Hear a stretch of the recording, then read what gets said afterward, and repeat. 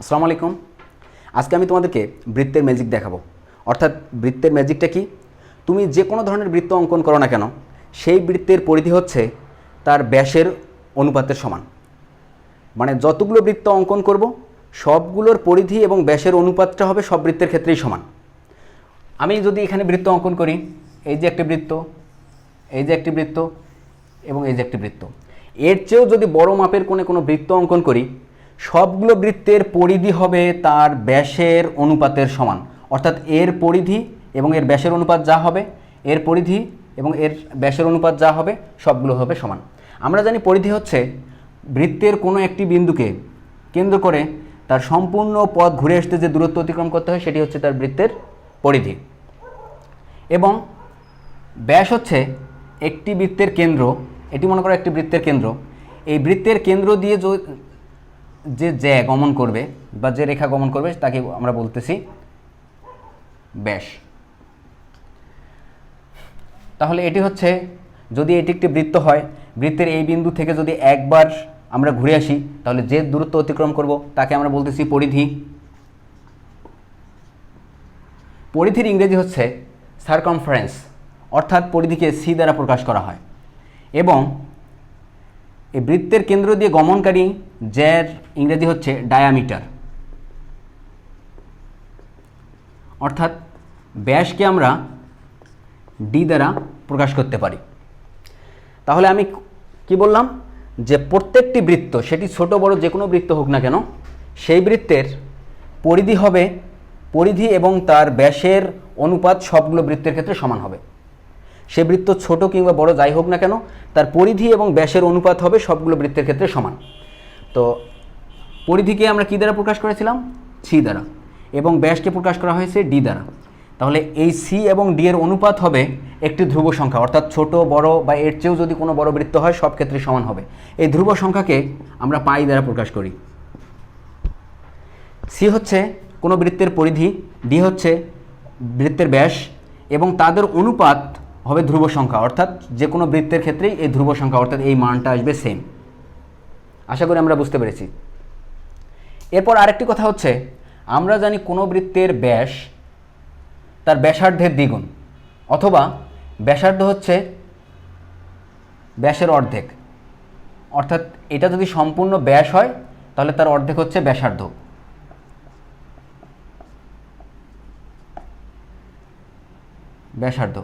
ব্যাসার্ধকে আমরা আর দ্বারা প্রকাশ করি, কারণ ব্যাসার্ধের ইংরেজি হচ্ছে রেডিয়াস। তাহলে যদি ব্যাস সমান, তাহলে কি হতে পারে? 2 গুণন আর, কারণ ব্যাস হবে ব্যাসার্ধের দ্বিগুণ, অর্থাৎ ব্যাসার্ধের দ্বিগুণ। তাহলে ব্যাসকে আমরা প্রকাশ করতেছি ডি দ্বারা। তাহলে D is equal two 2r। তাহলে এখানে ডি এর মান যদি 2r হয় তাহলে কি হতে পারে? C by 2r is equal to pi. অতএব C is equal to 2 pi r. সিকে আমরা প্রকাশ করেছিলাম পরিধি দ্বারা, কারণ আমরা বলেছি যে পরিধির ইংরেজি হচ্ছে সারকামফারেন্স, অর্থাৎ পরিধি। এটাই হচ্ছে পরিধির সূত্র। আমরা শিখে গেলাম যে পরিধির সূত্র হচ্ছে 2 পাই আর। এভাবেই কিন্তু এই টার্মগুলো মনে রাখতে হয়। এরপরে আসো, একটি বৃত্তের ক্ষেত্রফল আমরা খুব সহজে কিভাবে বের করতে পারি।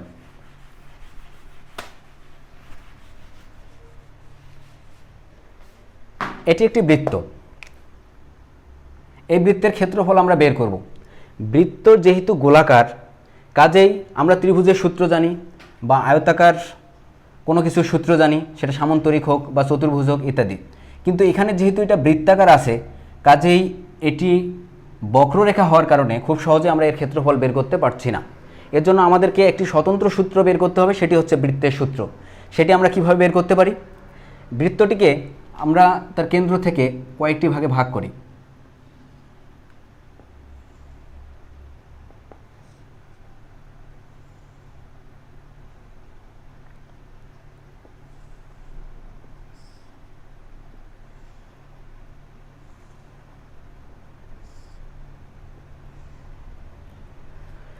তাহলে এটা দেখতে কিছুটা ত্রিভুজ আকৃতির মনে হচ্ছে। বৃত্তের ভিতরে ত্রিভুজের মতো তৈরি হয়েছে। আমরা ত্রিভুজের ক্ষেত্রফল জানি হাফ ইন্টু ভূমি গুণন উচ্চতা। সূত্র নির্ণয়ের ক্ষেত্রে আমরা খুব সহজে যেন এগুলো সাংকেতিক চিহ্ন ব্যবহার করতে পারি, এজন্য ভূমিকে আমরা এইচ বা বি ধরতেছি, ভূমিকে বি ধরলাম এবং উচ্চতাকে এইচ ধরলাম এবং সূত্রের যে হাফ সেটি থাকলো। তাহলে ত্রিভুজের ক্ষেত্রফল হাফ ইন্টু ভূমি গুণন উচ্চতা, সেটাকে আমরা আমাদের সুবিধার্থে ভূমিকে বি দ্বারা প্রকাশ করলাম এবং উচ্চতাকে এইচ দ্বারা প্রকাশ করলাম। এখন দেখো, একটি বৃত্তের যেহেতু এই অংশটুকু বক্র, সুতরাং আমরা সেটাকে ভূমি ধরতে পারি না। যদি সোজা হতো তাহলে অবশ্যই আমরা সেটাকে ভূমি ধরতে পারতাম। তাহলে এটা কি, এর যেহেতু বক্ররেখায় আছে, সুতরাং সেটাকে সোজা করার জন্য এর ভিতরে আমাদেরকে আরও বেশি দাগ টানতে হবে যেন এই পরিধিটা সোজা হয় এবং আমরা আমাদের সূত্র ব্যবহার করতে পারি।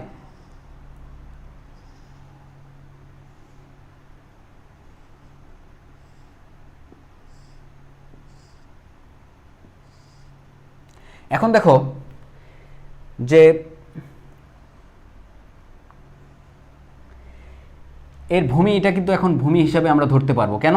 কারণ এর পরিধি আগে ছিল বক্র, কিন্তু এখন কিন্তু সেটি আর বক্র নেই, সেটি সোজা হয়ে গেছে।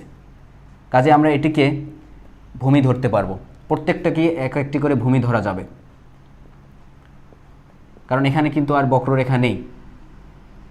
এভাবে আর কি করতে হবে। এখন কেন্দ্র থেকে এই পরিধির দূরত্বই আমরা জানি হচ্ছে ব্যাসার্ধ। কেন্দ্র থেকে যতগুলো ভূমিকে টাচ করবে সবগুলোই হচ্ছে তার ব্যাসার্ধ। তাহলে এর উচ্চতা হচ্ছে আর। তাহলে উচ্চতা কি হতে পারে? উচ্চতা ইজ ইকুয়াল টু আর। যেহেতু এর উচ্চতা হচ্ছে তার ব্যাসার্ধের সমান, কেন্দ্র থেকে পরিধি সবগুলো দূরত্বই সমান এবং সেটি আমরা জানি যে কেন্দ্র থেকে পরিধি পর্যন্ত দূরত্বই হচ্ছে ব্যাসার্ধ। তাহলে এর উচ্চতাকে আমরা ব্যাসার্ধ আর দ্বারা প্রকাশ করতে পারি, অর্থাৎ এর কেন্দ্র থেকে এর দূরত্ব হচ্ছে তার উচ্চতা এবং কেন্দ্র থেকে পরিধির দূরত্বকেই বলা হচ্ছে ব্যাসার্ধ। তাহলে আর ইজ ইকুয়াল টু এইচ, অর্থাৎ আমাদের প্রয়োজনের সুবিধার্থে আমরা এটাকে ব্যাসার্ধ নিতে পারি। উচ্চতা ইজ ইকুয়াল টু ব্যাসার্ধ আর। আশা করি বুঝতে পেরেছি। এরপর এই বৃত্তের পরিধির একটি নির্দিষ্ট বিন্দুকে আমরা B1 ধরলাম, এরপর B2, B3 অর্থাৎ V4 dot dot dot dot, এভাবে ন্যাচারাল নাম্বার ঘুরে এসে আমরা মনে করব এখানে BN সংখ্যক ত্রিভুজ উৎপন্ন হয়েছে।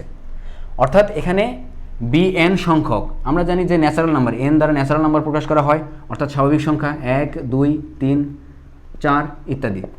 এখানে n সংখ্যক ত্রিভুজ উৎপন্ন হয়েছে, অর্থাৎ n সংখ্যক ভূমি আছে। এখানে n সংখ্যক ভূমি আছে। এই অংশ থেকে এটাকে প্রথমে ধরেছিলাম, এই B1 থেকে এইটুকু হচ্ছে B1, এরপর এখান থেকে এইটুকু হচ্ছে B2, এখান থেকে এইটুকু হচ্ছে B3, এরকম। তাহলে এখানে কতগুলো ত্রিভুজ আছে?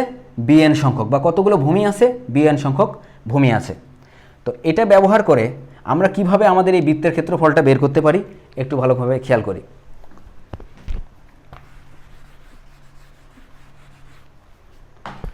তাহলে বৃত্তের ক্ষেত্রফল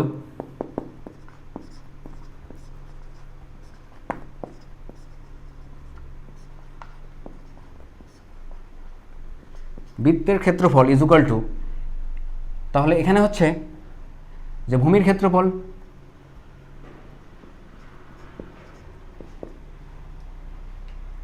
ত্রিভুজ আকৃতির ক্ষেত্রফল, কারণ এখানে প্রত্যেকটি এক একটা করে ত্রিভুজ উৎপন্ন হয়েছে, হাফ ইন্টু ভূমি গুণন উচ্চতা, হাফ থাকলো। এরপর ভূমি আমরা ধরেছিলাম B1, B2, B3, B4, এইভাবে যতগুলো ভূমি ছিল সবগুলোকে আমরা একত্রে BN পর্যন্ত ধরেছিলাম, অর্থাৎ ভূমিটা হবে B1 plus B2 plus B3 dot dot dot dot BN পর্যন্ত, এবং এর উচ্চতা ছিল এইচ, এবং এইচ সমান আমরা জানি আর, কারণ এর উচ্চতা হচ্ছে ব্যাসার্ধের সমান, সো আর। তাহলে এখানে কি থাকলো? হাফ, এই আর এখানে লিখলাম। আমরা যদি এখান থেকে শুরু করে সবগুলো যোগ করি তাহলে এটা কি পাবো? পরিধি পাবো, কারণ একটি বৃত্তের একটি নির্দিষ্ট বিন্দু থেকে যদি পুনরায় সেই বিন্দুতে ঘুরে আসি তাহলে পরিধির সমান দূরত্ব অতিক্রম করে। সো B1 থেকে শুরু করে যদি BN পর্যন্ত এখানে যতগুলো ভূমি থাক না কেন সেখানেই যদি ঘুরে আসি তাহলে পরিধির সমান দূরত্ব অতিক্রম করবে। তাহলে আমরা লিখতে পারি যে বৃত্তের দৈর্ঘ্য হচ্ছে পরিধির দৈর্ঘ্যের সমান। তাহলে আমরা পরিধির সূত্র লিখতে পারি। আমরা জানি পরিধির সূত্র হচ্ছে 2 পাই আর। তোমাদের বোর্ড বইয়ে লেখা আছে যে একটি বৃত্তের পরিধির অর্ধেক গুণন ব্যাসার্ধ সমান হচ্ছে বৃত্তের ক্ষেত্রফল। সেটি কিন্তু আমরা এভাবে খুব সহজে বের করলাম, সেখানে বলা নাই যে কিভাবে সেটা পরিধির অর্ধেক গুণন ব্যাসার্ধ সমান বৃত্তের ক্ষেত্রফল হয়, মূলত এভাবেই কিন্তু হয়। এরপর এই টু যদি কেটে যায় তাহলে এখানে থাকতেছে পাই আর গুণন আর স্কোয়ার। তাহলে খুব সহজে আমরা বুঝতে পারলাম যে বৃত্তের ক্ষেত্রফল হচ্ছে পাই আর স্কোয়ার। আশা করি তোমরা সবাই বুঝতে পেরেছো। এরপরে তোমাদের বইয়ে আরেকটি টপিকস নিয়ে আলোচনা করা হয়েছে, সেটি হচ্ছে সমবৃত্তভূমিক সিলিন্ডার।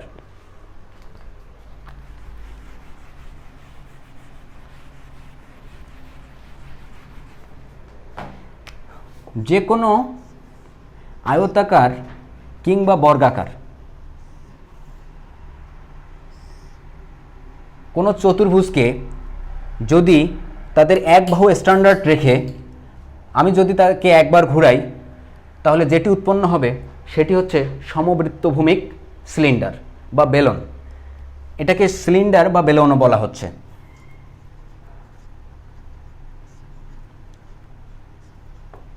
বা বেলন।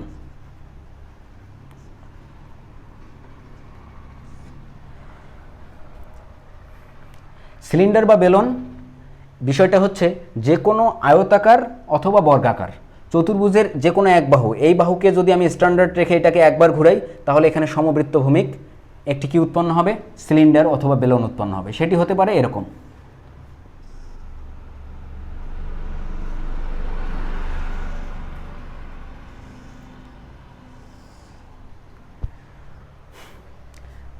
মূলত সিলিন্ডার আকৃতি আমি তোমাদেরকে একটু দেখাতে চাচ্ছি আমার সাধ্যের মধ্যে। সেটি হচ্ছে এই যে স্পিড একটি ক্যান দেখতে পাচ্ছ তোমরা, এটি হচ্ছে একটি সিলিন্ডার আকৃতি।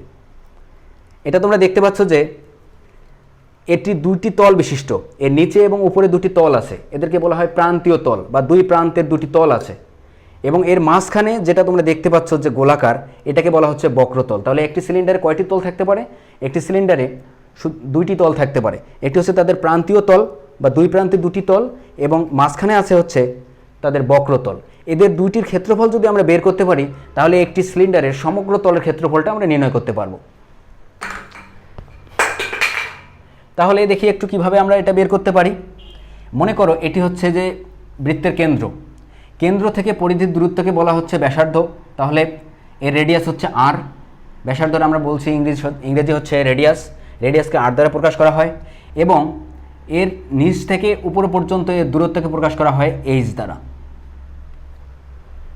তাহলে আমরা যদি সিলিন্ডার অথবা বেলনের ক্ষেত্রফল নির্ণয় করতে চাই,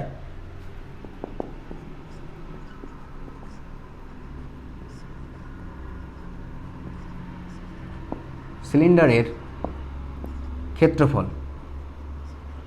ক্ষেত্রফল সমান কি? একটি সিলিন্ডারের ক্ষেত্রফল বের করতে গেলে আমাদেরকে কিসের ক্ষেত্রফল বের করতে হবে? এখানে দুইটি ক্ষেত্রফল নির্ণয় করতে হবে। একটি হচ্ছে তাদের বক্রতলের ক্ষেত্রফল, আরেকটি হচ্ছে তাদের দুইটি প্রান্তীয় তলের ক্ষেত্রফল, অর্থাৎ উপরে এবং নিচে যে দুটি প্রান্ত ছিল তাদের ক্ষেত্রফল। আচ্ছা,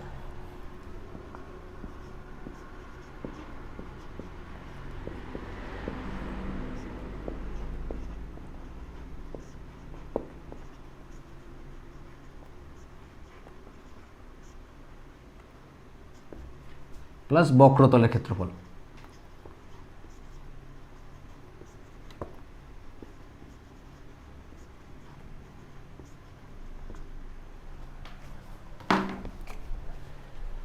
দুই প্রান্ত তলের ক্ষেত্রফল, অর্থাৎ এটি একটি সিলিন্ডার, এই সিলিন্ডারের যদি দুইটি প্রান্তীয় তলের ক্ষেত্রফল অর্থাৎ গোলাকার, তোমরা দেখতে পাচ্ছ নিচের অংশ এবং উপরের অংশ, তাহলে গোলাকার হবে। অর্থাৎ এখানে দেখতে পাচ্ছ যে কীভাবে গোলাকার হয়েছে। তো এই দুই প্রান্ত তলের ক্ষেত্রফল, এটি গোলাকার হওয়ার কারণে আমাদের এখানে গোলাকার যেহেতু, তাই বৃত্তের ক্ষেত্রফল নির্ণয় করতে হবে। আমরা জানি যেহেতু দুই প্রান্ত তলের ক্ষেত্রফল এবং তলটি ছিল গোলাকার, সুতরাং আমাদেরকে লিখতে হবে এখানে বৃত্তের ক্ষেত্রফল আমরা একটু আগে প্রমাণ করেছিলাম পাই আর স্কোয়ার, এবং যেহেতু দুই প্রান্ত এজন্য একে 2 দ্বারা গুণ করতে হবে। আশা করি বুঝতে পেরেছি।